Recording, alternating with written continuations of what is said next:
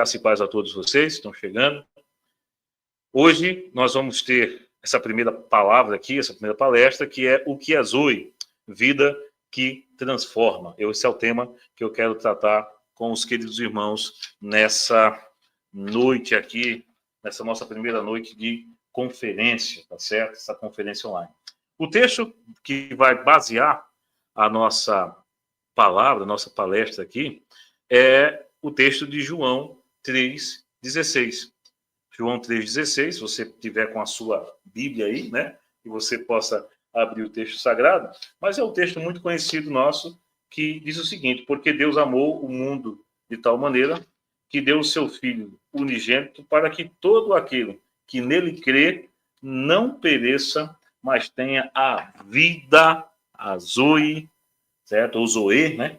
Eterna, tá bom? Esse é o nosso texto base. Então vamos prosseguir aqui, queridos irmãos. Primeira coisa, nós temos que olhar aqui de forma introdutória alguns pontos para que possamos compreender melhor a temática dessa nossa palavra. Primeiro, é a respeito do tema, né? O que é Zoe? Vida que transforma, o Zoe, né? Zoe, queridos irmãos, é um termo, é uma palavra grega, certo? Que significa vida de Deus ou vida eterna, tá certo? Porque no grego, diferentemente do português, nós temos no idioma grego uma coisa muito bacana, e Deus, ele é soberano e faz as coisas de forma tão extraordinária, porque o Senhor Deus permitiu com que, né, orientou, o Senhor guiou, seria essa a melhor palavra, para que o Novo Testamento fosse escrito no idioma grego, no grego koiné.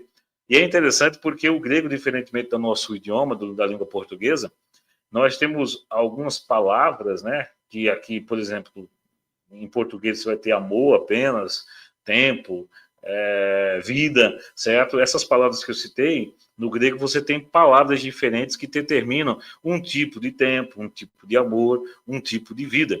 E o interessante porque nós, no grego, nós vamos encontrar, queridos irmãos, 3 palavrinhas que vão apontar, que serão traduzidas, geralmente, serão traduzidas como vida. A palavra Zoe, que é essa que dá tema à nossa conferência, tá certo? A segunda palavra é a palavra bios, daí vem o termo biologia, por exemplo, tá certo? E a terceira palavra seria psique, ou psique, certo? Que pode ser traduzido também por alma, a alma do homem, né? A alma humana. O ponto aqui, eles irmãos, é que, diferentemente de bios e psique, o termo grego zoe, ele vai significar a vida eterna. Ele vai significar, né, a vida eterna, uma vida plena com Deus, uma vida que Deus concede aos seus filhos, aqueles que ele elegeu, aqueles que ele chamou, aqueles a quem ele amou. Deus concede aos seus filhos essa vida, mas essa vida é concedida por meio do nosso Senhor e Salvador Jesus Cristo. E o interessante é que essa vida não se limita à existência biológica, à vida bios. Ou seja, a vida Zoe não se limita a essa nossa existência aqui. Pelo contrário, ela também não se limita à psique, à questão da nossa alma, né? Ou essa vida interior, da alma humana. Não. Mas essa vida, a vida Zoe, ela é a própria vida de Deus, podemos assim dizer, ou a vida que Deus, né, em Cristo, dá aos seus filhos, oferece aos seus filhos, essa vida que Deus compartilha conosco. E o interessante é que, muitas vezes, nós estamos tão preocupados com tantas coisas nessa vida, e esquecemos de glorificar e exaltar o Senhor, pelo Senhor dar-nos, em Jesus Cristo, esta vida maravilhosa. E interessante que a passagem bíblica que nós lemos de João 3,16 vai nos revelar, amados irmãos, justamente, e essa só um detalhe, né? A passagem de João 3,16 talvez seja a passagem mais conhecida ou uma das mais conhecidas das Escrituras. E essa passagem, meus irmãos, ela encapsula, seria talvez essa palavra, encapsula a essência da vida transformadora. A essência dessa vida de Deus que é comunicada a nós ou em nós e transforma o nosso ser, repito, em Cristo Jesus. Então, João 3,16 vai nos revelar, né, que essa vida nos é dada por meio de Cristo Jesus. Né? Observe bem isso. Lá o texto é bem claro, né? Porque Deus amou o mundo de tal maneira que deu o seu filho unigênito, para que todo aquele que nele crê não pereça, mas tenha a vida eterna. Observe que o resultado do não perecer, o resultado dessa vida eterna, deste zoe de Deus que nos é comunicado em Cristo, repito, é por causa e em Cristo. Então, essa vida não é apenas uma vida futura, como está aí nos nossos slides, mas ela começa agora e transforma, portanto, a nossa existência agora, queridos irmãos. Isso é maravilhoso. Sendo assim, nesse nosso estudo, meus amados irmãos, nesse nosso estudo, nós vamos explorar 3 aspectos fundamentais da vida zoe.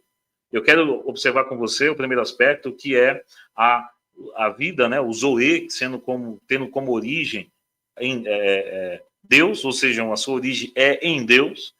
O segundo aspecto é o seu impacto transformador.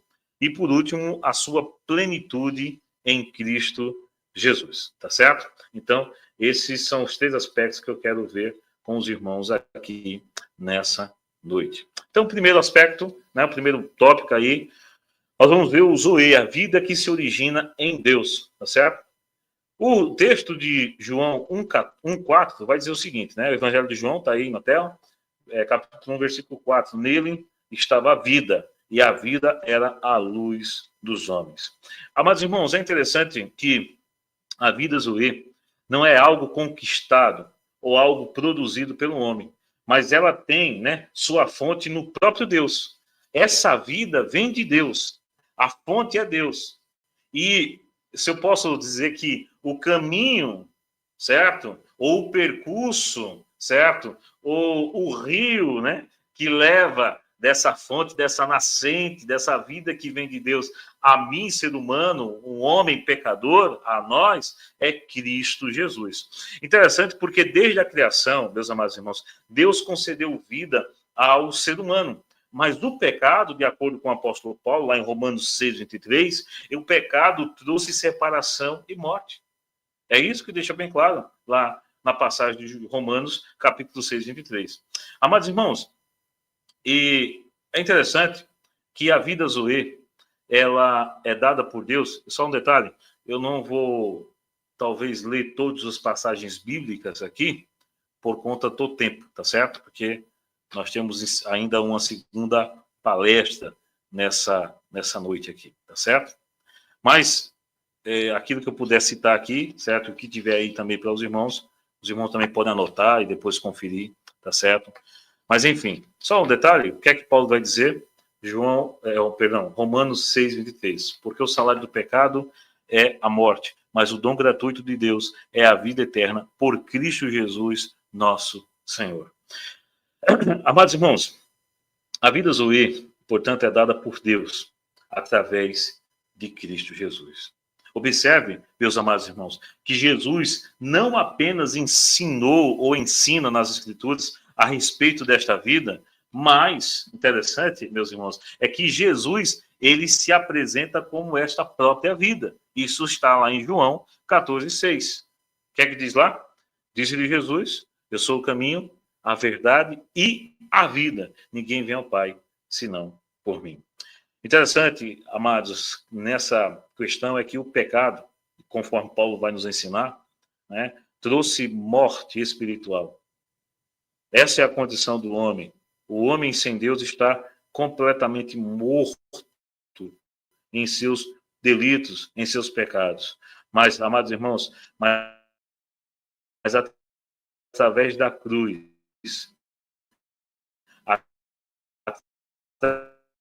através do sacrifício de nossa vida, a vida de Deus, a vida que Deus nos oferece no seu Filho Jesus. Amados, e, portanto, voltando ao texto de João 3,16, porque Deus amou o mundo de tal maneira que deu seu Filho unigênito, para que todo aquele que nele crê não pereça, mas tenha vida eterna, nesse texto aqui, nos é revelado que a solução para a perdição dos homens, a solução para a perdição da humanidade, amados irmãos, é o quê? A solução é o amor de Deus manifestado no sacrifício de Cristo Jesus. A solução, portanto, é Jesus. Jesus é a solução para a perdição do homem. Jesus é a solução para resgatar o homem dos seus pecados, para resgatar o homem da sua morte espiritual. Jesus é a condição, ou seja, Jesus, né, é aquilo presente, né, de Deus o Pai dado aos homens para a sua salvação. Então, amados irmãos, nós podemos entender isso claro e perfeitamente nessa passagem. O amor de Deus é manifestado na pessoa de seu Filho Jesus. Com isso, meus amados irmãos, nós precisamos, e aqui eu queria pensar nesse ponto específico, sobre essa vida que se origina em Deus, vendo com você que se a nossa vida cristã estiver fundamentada apenas no esforço moral ou religioso, nós, meus irmãos, não experimentaremos a verdadeira vida de Deus, a verdadeira Zoe. Infelizmente, nós vivemos dias onde muitos de nós, talvez eu, você que me assiste agora, me ouve, né? Você e eu, talvez nós temos vivido uma vida cristã, uma vida puramente religiosa, no sentido de estar fundamentada a nossa vida não em Cristo, num Cristo vivo, num Cristo que habita em nosso coração, num Cristo que se revela nas Escrituras, num Cristo que fala, no Cristo, meus irmãos, que nos salvou. Mas nós temos fundamentado muitas vezes a nossa vida cristã, o cristianismo que vivemos, num esforço moral. Que é o esforço moral? Olha, eu quero ser uma pessoa que eu acho que para Deus me abençoar, para Deus derramar a sua bênção, o seu cuidado, eu preciso ter uma busca, ou para mim ganhar a bênção de Deus, eu preciso ter uma busca, né, em ter uma vida moral exemplar. Então, eu não vou beber, eu não fumo, né? Não estou dizendo que a gente deve fazer essas coisas, mas você está me entendendo? Eu começo a achar que Deus, que eu conquisto algo de Deus, ou que Deus se vê obrigado em me abençoar pelo fato de eu ser uma pessoa moralmente boa, uma pessoa que tem uma boa moral, uma pessoa que, né, seja respeitada no meio da sociedade, uma pessoa que não faz coisas erradas, e assim por diante. Isso é religiosidade, porque a nossa salvação não se baseia em obras. As obras são evidência da vida que já experimentou a salvação em Cristo Jesus, mas as obras que nós fazemos não compram a salvação. Pelo contrário, a salvação nos é dada por graça, graça por meio da fé em Cristo Jesus. Mas, como eu disse, há muitos de nós também vivendo a nossa vida cristã num esforço religioso, que eu vou chamar aqui de ativismo religioso. Muitas vezes nós podemos estar vivendo uma vida de puramente ativismo. Olha, eu prego, eu faço tal coisa na igreja, eu visito e tal, mas eu começo a colocar a minha vida, eu chamo, né, no piloto automático, onde daqui a pouco eu estou só fazendo as coisas da igreja, ensaio, é evangelização, é isso, aquilo, é congresso, é conferência e tal, mas eu não tenho intimidade com Cristo. Cristo começa a parecer alguém estranho. Cristo começa a parecer alguém distante. O meu coração começa a estar endurecido em relação a Deus.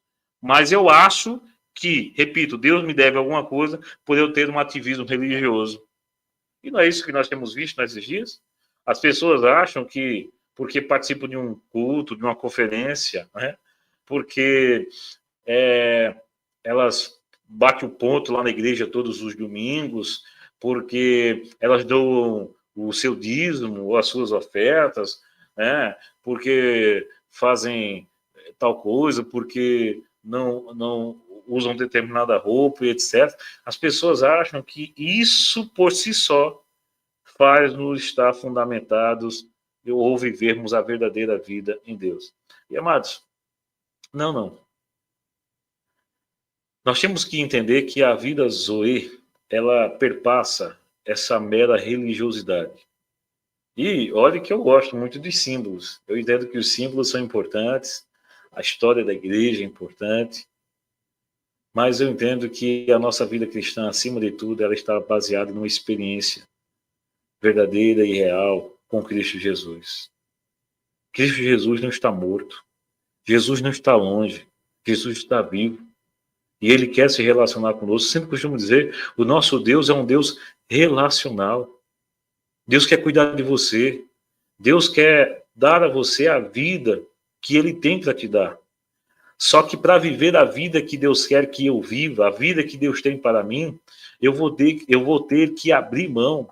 Eu vou ter que lançar fora. Eu vou ter que lançar ao longe, muitas vezes, o meu eu, a minha vontade, o meu querer.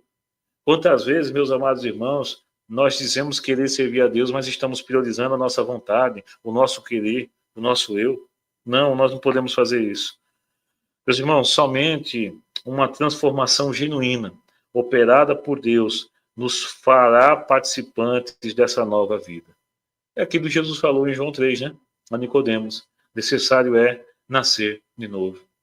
Nós temos que passar por essa experiência do nascer de novo.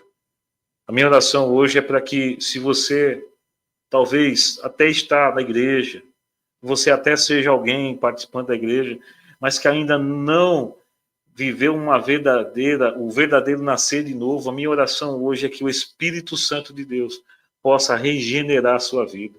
E talvez eu fale aqui agora com irmãos e irmãs que têm andado distante, vazios, longe de Deus. E a minha oração por você, por mim, por nós, é que o Espírito Santo do Senhor possa nos encher, possa nos renovar, possa nos fazer, meus irmãos, voltar, como diz aquele antigo louvor, ao início de tudo. Voltar àquela alegria de servir, de dedicar-nos a nossa vida ao Senhor. E, meus irmãos, isso só vai acontecer quando nós nos entregarmos, quando nós nos vivermos verdadeiramente, totalmente aos pés do Senhor e Salvador Jesus Cristo. Mas eu não quero ficar apenas nesse ponto, eu quero prosseguir e observar o segundo aspecto dessa nossa palavra aqui hoje. O Zoe, como a vida que transforma. Eu quero ver com você, porque o texto de 2 Coríntios, o capítulo 5, né, o versículo 17, está aí em tela, vai dizer o seguinte, olha, se alguém está em Cristo, nova criatura é. Se alguém está em Cristo, nova criatura é. E, meus irmãos, que coisa difícil tem sido para muitos cristãos hoje, ser uma nova criatura. Mas por que será que muitos de nós não temos sido nova criatura? Eu muitas vezes acredito que a resposta para isso é porque não houve um verdadeiro nascer de novo. Não houve verdadeiramente uma vida, né, transformada, uma conversão. Às vezes nós estamos na igreja porque achamos louvor bonito, a palavra bonita, nós olhamos, né, tantas igrejas por aí com suas maluquices, e quando nós vemos igrejas, né, que têm abraçado a doutrina da reforma, aí nós olhamos assim, não, aqui tem uma boa teologia, e muitas vezes nós nos apegamos a uma boa teologia e não nos apegamos a Cristo. Repito, não estou dizendo que nós não devemos ter essas coisas, mas como Jesus falou, né, lá em Mateus, nós não podemos fazer tal coisa em detrimento de outras. Nós devemos ter, meus irmãos, a convicção e a realidade de uma nova vida. Eu também sei que ter uma nova vida não significa que nós estaremos, ou nós alcançaremos aqui uma vida perfeita. Eu gosto de muitas coisas que o Wesley falou, mas eu discordo da ideia da perfeição cristã aqui. Eu entendo que nós não vamos, nesta vida aqui, alcançar esse nível. Posicionalmente, nós estamos, né, em santificação, mas agora nós estamos numa caminhada. E eu entendo que nesta caminhada, meu irmão, minha irmã, nós precisamos buscar a viver uma vida nova, uma vida que nós vamos lutar dia após dia contra os nossos pecados. E é justamente isso que eu queria, então, neste ponto, observar 3 aspectos. Primeiro, que a vida Zoe não apenas nos assegura um destino eterno, mas começa a operar transformação nesta vida. Eu não consigo entender um cristão que não tem experimentado, em algum sentido, transformação. Você tem experimentado transformação na sua vida? Observe, primeiro aspecto, a mudança de identidade. De acordo com o texto de Coríntios, nós percebemos que a nova vida em Cristo nos faz novas criaturas, libertando-nos do domínio do pecado. Isso significa que eu, enquanto crente em Cristo Jesus, eu vou estar lutando dia após dia contra o pecado. Eu sei que muitas vezes eu vou falhar, eu vou errar, mas isso não tem que ser algo que seja uma batalha constante. Eu tenho visto muitas vezes o cristianismo, o evangélico que está sendo pregoado hoje, onde as pessoas têm falado, não podem fazer isso, agora nós estamos pelo carnaval, né? Não pode, não tem problema nenhum e tal. Irmãos, não. Nós não podemos estar no domínio do pecado. O pecado não pode nos dominar, porque agora nós somos servos de Cristo, nós somos filhos de Deus. Portanto, quem deve dominar a nós é a palavra do Senhor. Portanto, nós devemos lutar para que a nova vida de Cristo nos ajude dia após dia a vencer os pecados, a libertar-nos do domínio do pecado. O segundo aspecto seria a renovação da mente, né? Romanos 12, 2 diz o seguinte, olha, Romanos 12, 2. E não vos conformeis com este mundo, mas transformai-vos pela renovação do vosso entendimento, para que experimenteis qual seja a boa, agradável e perfeita vontade de Deus. Amados irmãos, o texto aqui vai nos ensinar que essa vida de Deus nos leva a um novo padrão de pensamento alinhado à sua vontade. E por último, eu quero aqui observar, nesse segundo aspecto, a capacitação pelo Espírito Santo. Diferentemente, meus amados, de uma vida natural, a vida de Deus, né, o Zoe aqui que nós temos usado, essa expressão, é sustentada pelo Espírito, que nos fortalece e guia-nos. Portanto, se Cristo habita em nós, amados, a vida de Deus deve se manifestar em santidade, frutos espirituais e um testemunho visível de transformação. Eu pergunto a você que me acompanha agora nessa noite, você tem vivenciado essa realidade?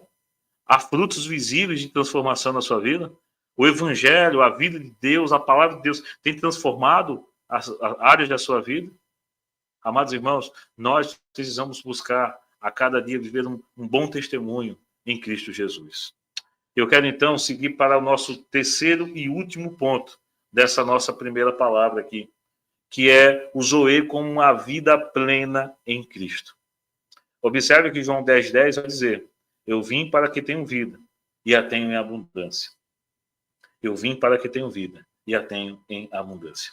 A promessa de Jesus, meus irmãos, não é apenas sobrevivência espiritual, mas uma vida plena. Plena em que sentido? Eu quero observar com você essa plenitude em três aspectos. Primeiro, a plenitude no nosso relacionamento com Deus. O segundo, a plenitude na nossa missão enquanto servos do Senhor. E terceiro, a plenitude da eternidade. Primeiro aspecto aqui seria a plenitude do nosso relacionamento com Deus. Eu não posso aqui citar, né? Poderia citar para vocês aqui, ó, inclusive está aí no slide. João 17. Eu faço questão de ler essa passagem. João, capítulo 17, o versículo de número 3. Diz assim a palavra do Senhor. João 17, 3. E a vida eterna é esta, que conheçam a ti só, por único Deus verdadeiro, e a Jesus Cristo, a quem enviaste. Meus amados irmãos, a nossa maior satisfação está em conhecer e desfrutar de Deus. As pessoas acham que nós temos vivido isso, né? Vivenciado isso. Pessoas que acham que a plenitude do relacionamento com Deus é ganhar um carro, um apartamento, ou algo desse tipo. A teologia da prosperidade, confissão positiva e outros agora, né? Essa teologia coach, né? Onde os pregadores têm começado aí essas pregações chamando os seus ouvintes de lindos e lindas. Meus irmãos, o que mais importa para nós é a nossa relação com Deus, a satisfação em conhecer a Deus. Você tem tido satisfação em conhecer o Senhor? Agora veja que a plenitude também se vê na missão. A vida de Deus nos impulsiona a viver para a glória de Deus e a levar outros a experimentá-la. Esses dias eu estava em casa e eu tenho conversado muito com meus filhos, os gêmeos, o Caleb e o Eugênio. E eu perguntei a eles, olha, qual é o objetivo principal do homem? Baseado, né, lá no catecismo de Westminster.